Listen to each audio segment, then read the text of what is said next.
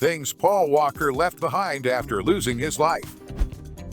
You won't believe the things the millionaire left behind. Some images have been circulating, claiming that Google is hiding Paul Walker's assets, and many people believe they did this so that no one would discover the truth about the accident that took his life. But all of this is untrue, and what really happened to Paul Walker's fortune will shock you. Google admitted to indeed hiding the actor's assets, but the only reason behind it was to prevent his fans from going to his house and bothering his family, since the actor was very famous.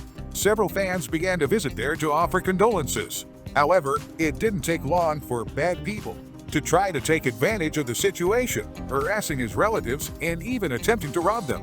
Shortly after Paul Walker's tragic end, an obsessed fan stole parts of the actor's crashed car and was sentenced to 6 months in prison. But 24 hours after the accident, something even worse happened. Some of the actor's employees saw the tragedy as an opportunity to make money from his assets and stole over 30 cars from his collection, causing millions of dollars in losses.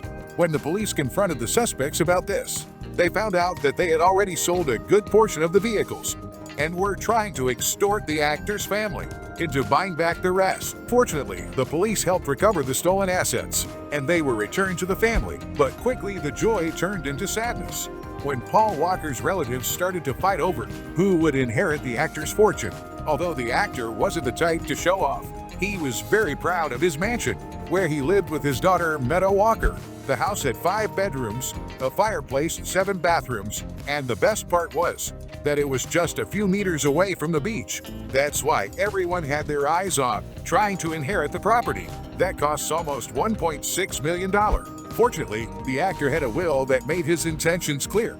Since he was divorced and lived only with his daughter, she became the sole heir to his assets and got the house. But what happened to the actor's luxurious cars? After everything, only 19 cars from his collection remained, and recently 14 of them were auctioned off.